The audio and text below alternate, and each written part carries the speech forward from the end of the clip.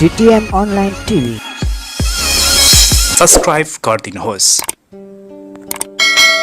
प्रत्येक नागरिकलाई रोजगारीको हक हुनेछ। रोजगारीको शर्त, अवस्था र बेरोजगार सहायता संघीय कानून बमोजिम हुनेछ। प्रत्येक नागरिकलाई रोजगारीको छनौट गर्न पाउने हक हुनेछ। यो नेपालको संविधान 2072 मा रहेको व्यवस्था हो। यसै अन्तर्गत रोजगारीको हक सम्बन्धी ऐन 2075 ले नेपालका प्रत्येक बेरोजगार परिवारका कम्तीमा एकजनालाई न्यूनतम वर्षभरिमा 100 दिन रोजगार उपलब्ध गराउने सुनिश्चित गरेको छ। यसै आधारमा नेपाल सरकार श्रम रोजगार तथा सामाजिक सुरक्षा मन्त्रालय अन्तर्गत प्रधानमन्त्री रोजगार कार्यक्रम स्थापना गरी यसै मातहतमा प्रत्येक स्थानीय तहमा रोजगार सेवा केन्द्रको माध्यम मार्फत बेरोजगार व्यक्तिहरूलाई रोजगारीमा संलग्न गराउने, वैदेशिक रोजगारबाट फर्किएका व्यक्तिहरूलाई आवश्यकता अनुसारको रोजगारी उपलब्ध गराउने, रोजगारमा संलग्न हुन चाहने तर सिप, दक्षता तथा इच्छाएको योजना तथा कार्यक्रम सञ्चालन गर्न ज्ञान क्षमताको अभावमा भौतारी रहेका नेपाली युवाहरूलाई सिप तालिमको अवसर प्रदान गर्ने यो कार्यक्रमको मुख्य लक्ष्य रहेको छ। यसै लक्ष्यलाई हासिल गर्नको लागि म्याङ्लुङ नगरपालिका तेह्रथुममा आर्थिक वर्ष 2076-77 मा 227 जनालाई स्थानीय तहले निर्धारण गरेको विभिन्न 11 वटा योजनाहरूको निर्माण तथा मर्मत सम्भारमा संलग्न हुने अवसर प्रदान गरिएको छ। यो कार्यक्रम मार्फत नगर क्षेत्रका आफू कुनै पनि सरकारी तथा गैर सरकारी संघ संस्थामा काम गर्ने अवसर नपाएका,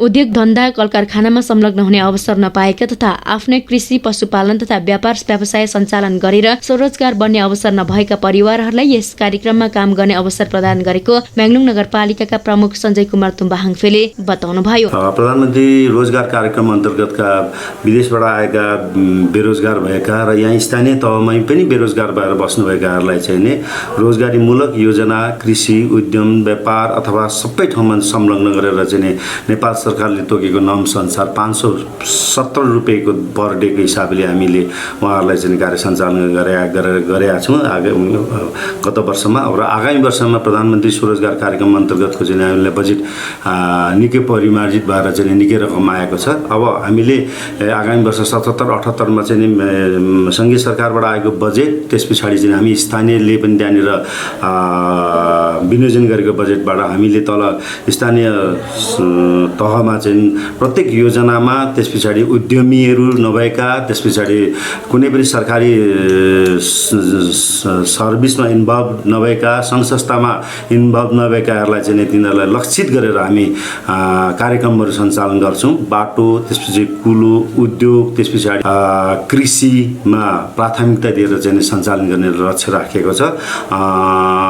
पहिलाको भन्दा पनि अहिले के फरकता चाहिँ गर्नु खोजिएको छ भने ठुल्ठुला पूर्वाधारहरूको कुरा भन्दा पनि विशेष गरेर युवा लक्षित कार्यक्रमहरू सञ्चालन गर्ने, जसले ती बेरोजगार भएकोलाई चाहिँ रोजगारी होस् र केही उत्पादनमूलकमा लागोस् भन्ने लक्ष्य लिएर चाहिँ स्थानीय सरकारले पनि हामीले बजेट विनियोजन गरेका छौँ र सङ्घीय सरकारबाट आएको बजेटलाई पनि त्यसैमा लक्षित गरेर कार्यक्रम सञ्चालन गर्छौँ। हामीले सूचना बजाइसकेका छौँ बेरोजगारीहरूको लिस्ट अब हामीमा चाहिँ यो आइसक्नेछ।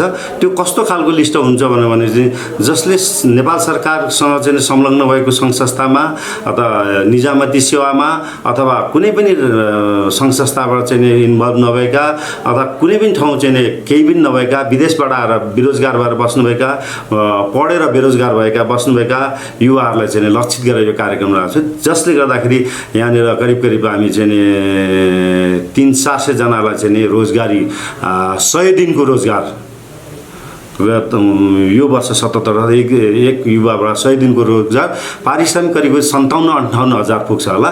उहाँलाई लक्षित गरेर त्यो कार्यक्रम सञ्चालन गर्छौँ र हामीले कुनै पनि विकासका पूर्वाधारहरू, बाटोघाटो, बिजुली अथवा उद्योग धन्दामा लक्षित गरेर यो कार्यक्रम गर्छौँ र विशेष गरेर कृषिमा आधारित गरेर यो कार्यक्रम सञ्चालन गर्ने हुनाले विशेष गरेर बेरोजगार भएकोलाई रोजगारी दिनमा निकै ठुलो टेवा पुर्याउँछ भन्ने मलाई लागेको छ। आर्थिक वर्ष 2077-78 मा सञ्चालन हुने योजना तथा कार्यक्रमहरूमा संलग्न हुन चाहने, आफू कुनै पनि सरकारी तथा गैर सरकारी संघ संस्थामा काम गर्ने अवसर नपाएका, उद्योग धन्दा कल कारखानामा संलग्न हुने अवसर नपाएका इच्छुक बेरोजगार परिवारका 18 देखि 60 वर्ष उमेर समूहभित्रका व्यक्तिहरूले आफ्नो वडा कार्यालयमा गई यही साउन 8 गतेदेखि भदौ 7 गते भित्र तोकिएको ढाँचाको फारम भर्नुपर्नेछ। भदौ 9 गतेदेखि भदौ मसान्तसम्म सङ्कलित फर्महरूलाई प्रधानमन्त्री रोजगार कार्यक्रम अन्तर्गतको बेरोजगार व्यक्तिहरूलाई सूचीकृत गराउन MIS मा इन्ट्री गराई प्राथमिकता सूची निर्धारण गरिने रोजगार संयोजक नवीन खतिवडाले बताउनु भएको छ।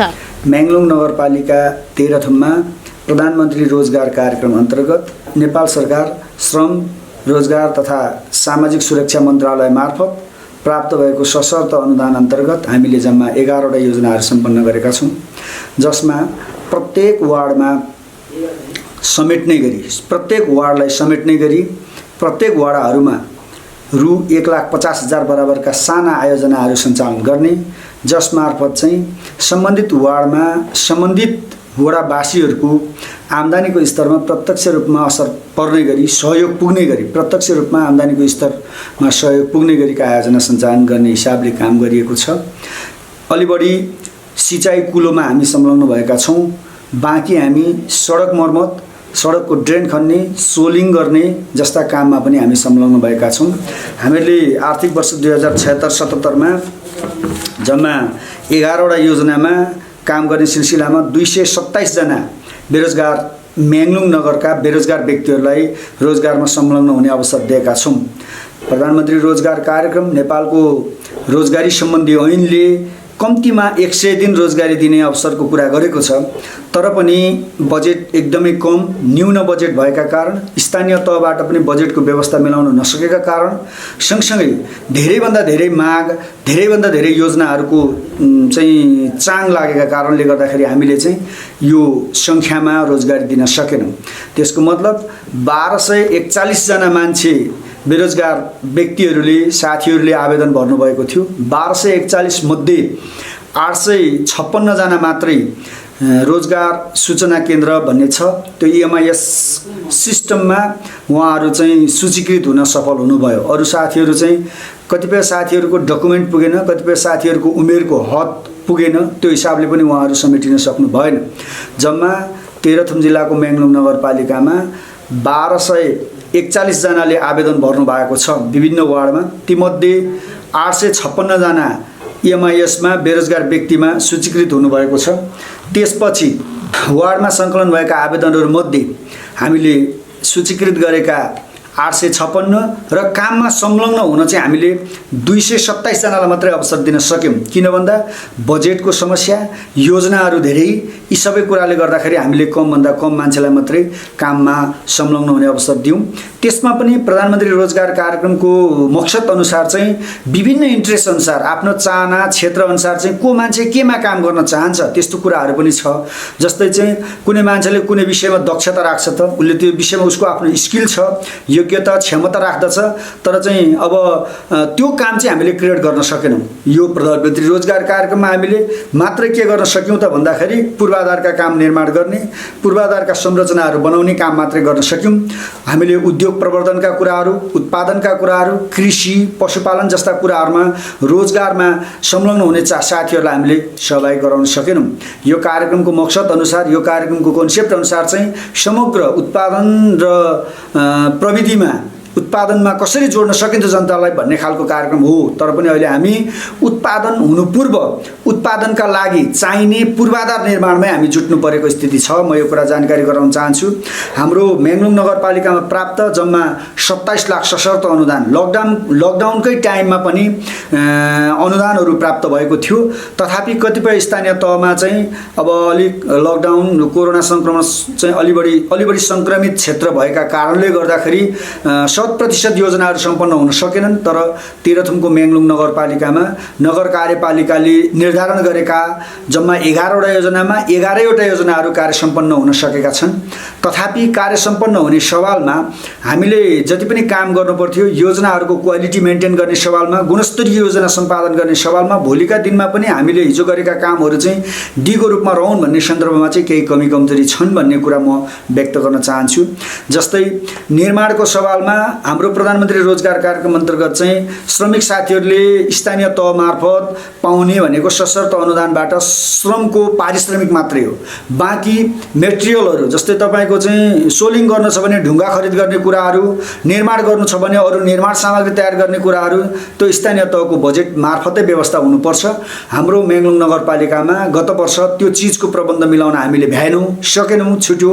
तथापि आगामी वर्षमा स्थानीय तहका वडाध्यक्ष सदस्यज्यूहरूले, नगरपालिकाका नगर प्रमुखज्यू, उपप्रमुखज्यूले, समग्र नगरसभाले सम्बन्धित स्थानीय तह अन्तर्गत सञ्चालन हुने रोजगारका कार्यक्रममा चाहिँ मेटेरियल खरिदमा भनेको निर्माण सामग्रीको प्रबन्ध मिलाउने सवालमा चाहिँ आन्तरिक बजेट पनि साझेदारीमा राख्नुभयो भने योजनाको प्रभावकारिता बढ्छ भन्ने कुराको म जानकारी गराउन चाहन्छु। त्यो सँगसँगै भर्खरै मन्त्री परिषदको, नेपालको सङ्घीय सरकारको मन्त्री परिषदको निर्णय, यही असारको 30 गतेको निर्णय अनुसार आगामी साउनको 8 गतेदेखि भदौको 7 गतेसम्म, यही साउनको 8 गतेदेखि भदौको 7 गतेसम्म चाहिँ रोजगारमा संलग्न हुन चाहने बेरोजगार परिवारका व्यक्तिहरूले चाहिँ आफू रोजगारमा संलग्न हुनका लागि इच्छुक छु भनेर आवेदन दिन सक्नुहुनेछ। हामीले यो विषयको नोटिस फरवार्ड गरिसकेका छौँ। सबै साथीहरूले आफ्नो वार्डमा गएर आफू काम गर्न इच्छुक भएको सँगै सम्बन्धित तोकिएको ढाँचामा आफ्नो आवेदन फारम भरेर काममा संलग्न हुने बारेमा सुनिश्चित हुन सक्नुहुन्छ। आगामी आर्थिक वर्ष हामी यो प्रधानमन्त्री रोजगार कार्यक्रमको सवालमा हामी सूचीकृत बेरोजगार साथीहरूलाई कम्तीमा 100 दिन, न्यूनतम 100 दिन काम गर्ने अवसर प्रदान गर्ने सिलसिलामा जुटेका छौँ। तसर्थ म यो पनि नोटिस गर्न चाहन्छु, सम्पूर्ण तेह्रथुम जिल्लाको मेङलुङ नगरपालिका अन्तर्गतका 10वटा वार्डमा रहेका वडा कार्यालय अन्तर्गत आफ्नो वार्डमा गएर काममा संलग्न हुने बेरोजगार साथीहरूले काममा संलग्न हुनका लागि तोकिएको ढाँचामा फारम भरेर आफूले कामका लागि संलग्न हुने अवसरबाट सुनिश्चित हुनु म अनुरोध गर्न चाहन्छु। सँगसँगै यो कार्यक्रमलाई प्रभावकारी ढङ्गले कार्यान्वयन गर्नका लागि आगामी आर्थिक वर्षमा सञ्चालन गरिने योजनाहरू के हुन सक्छन्? सिँचाइका कुलो सिँचाइ निर्माण, तपाईँको सडकको स्तरोन्नति लगायत अरू पनि विभिन्न कृषि, पशुपालन, त्यस्ता कुराहरू, सानातिना उद्योग, त्यस्ता कुराहरूको बारेमा चाहिँ योजना सिफारिस गर्नका लागि वडाध्यक्ष मार्फत नगर कार्यपालिका हुँदै रोजगार सेवा केन्द्र, स्थानीय तहको रोजगार सेवा केन्द्रसम्म आइपुग्छ भन्ने अपेक्षा पनि म राख्दछु। मेङलुङ नगरपालिकामा सञ्चालन गरिएका जम्मा 11वटा योजना, मैले अघि पनि भनेको थिएँ, 11वटा योजनाका सवालमा वडा नम्बर 1 मेङलुङ नगरपालिका वडा नम्बर 1 मा थलाडाँडा भ्यू टावर पार्क निर्माण, त्यहाँ पार्क निर्माण गर्ने काम गरिएको छ। त्यस्तै गरी वडा नम्बर 2 मा हामीले सडकको ड्रेन खन्ने काम गरेका छौँ। सडकको ड्रेन खन्ने, सडक सरसफाइ गर्ने, सडकलाई व्यवस्थित गर्ने काम गरेका छौँ। वडा नम्बर 3 मा पनि हामीले सडकको ड्रेन खन्ने काम गरेका छौँ, सडकलाई व्यवस्थित गर्ने काम गरेका छौँ। वडा नम्बर 4 मा गोरु बेचुवा कुलो मर्मत गर्ने काम गरेका छौँ। वडा नम्बर 5 मा पिङ्गुवा कुलो मर्मत गर्ने काम गरेका छौँ। वडा नम्बर 6 मा गौतम टोल घामडाँडा सडक मर्मत कुलो खन्ने, त्यहाँ चाहिँ सिँचाइको काम पनि र सडक मर्मतको पनि काम हामीले जोइन्टमा गरेका छौँ, त्यहाँ चाहिँ रुट मिल्दो रहेछ। वडा नम्बर 7 मा हामीले सिस्ने धारा सडक मर्मत भन्ने काम गरेका छौँ, त्यहाँ सोलिङ गरेका छौँ। त्यस्तै गरी वडा नम्बर 8 मा हामीले भिरबारी कुलो मर्मत गरेका छौँ, भिरबारी कुलोलाई पुरै मेन्टेनेन्स गरेका छौँ। वडा नम्बर 10 मा 10 गते पार्कलाई हामीले निर्माण तथा मर्मतको काम सम्पन्न गरेका छौँ। वडा नम्बर 10 मा हामीले चाहिँ सडकको ड्रेन खन्ने काम गरेका छौँ। अनि त्यो पछाडि हामीले ओभरअलमा एउटा नगर स्तरीय योजनाको रूपमा 8 लाख बराबरको काम चाहिँ मेङलुङ नगरपालिकाको बस पार्कदेखि वडा नम्बर 4 हुँदै वार्ड नम्बर 5 जोड्ने सडक चाहिँ सोलिङ गर्ने काम गरेका छौँ। यी विभिन्न 11वटा योजना सञ्चालन गर्ने सवालमा सूचीकृत बेरोजगार व्यक्तिहरू, सूचीकृत भएका बेरोजगार साथीहरूले काम गर्ने अवसर पाउनु भएको छ। मेङलुङ नगरपालिकाद्वारा सञ्चालित विभिन्न योजनाहरूमध्ये मेङलुङ बस पार्क 4 नम्बर वडा कार्यालय जोड्ने सडक सोलिङ गर्ने योजनाका रोजगार उपभोक्ता समितिका अध्यक्ष बिगबहादुर बजगाईले स्थानीय बेरोजगार व्यक्तिलाई केही हदसम्म भए पनि रोजगार बन्न सहयोग पुगेको बताउनुभयो। यो चाहिँ स्थानीय हाम्रो वार्ड नम्बर 10, 4 र 3 संयुक्त 3टा वार्डको लगानीमा रोजगार कार्यक्रम, प्रधानमन्त्री रोजगार कार्यक्रम अन्तर्गत 3टा वार्डको एउटा समिति बन्यो। यसमा अधिकांश दलितहरू अनि अन्य जातिहरू गरेर जम्मा 35 जनाले यस कार्यक्रममा रोजगार पाएका थिए र उस रोजगार कार्यक्रममा रोजगार पाउने मध्येको एकजना म पनि हो र यो प्रधानमन्त्री रोजगार कार्यक्रम अन्तर्गत म्याङलुङ बस पार्क वार्ड नम्बर 4 हुँदै डाँडाखर्क सडक मर्मत तथा कुलो खन्ने कार्यको अध्यक्षता पनि मैले गरेको थिएँ र यसमा 21 दिन काम, लगातार 21 दिन काम भयो। हामीले शनिबार पनि बिदा गऱ्यौँ न र यसमा हामीले 3 खण्डमा सोलिङ गऱ्यौँ। सबभन्दा पहिलो बस पार्क नजिक भेटवालको घर छेउमा, बिटार नजिक र गुरागाई चोक छेउमा, यति 3 ठाउँ सोलिङ भयो 108 घनमिटर र अरू ठाउँ वार्ड कार्यालयदेखि बस स्ट्यान्डसम्म र बस स्ट्यान्डदेखि एनआइसी एसियासम्म नाली खन्ने काम पनि भयो। फाइदा त हामी सबैलाई फाइदा छ। बेरोजगार भएर बस्ने, घरमा बस्नेहरूलाई भन्दा दैनिक रोजगारी भयो। यो कार्यक्रम लाभदायक नै देखिरहेको छु मैले। यो कार्यक्रम यस आर्थिक वर्षमा सूचीकृत बेरोजगार व्यक्तिहरूलाई आगामी असोजको पहिलो हप्ताबाट न्यूनतम 100 दिन काममा संलग्न हुने गरी अवसर प्रदान गरिनेछ।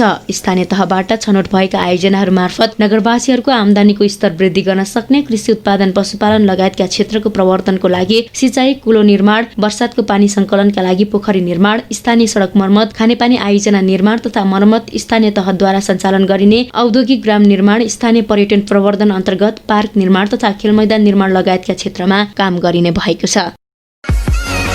TTM Online TV सब्स्क्राइब गरिदिनुहोस्।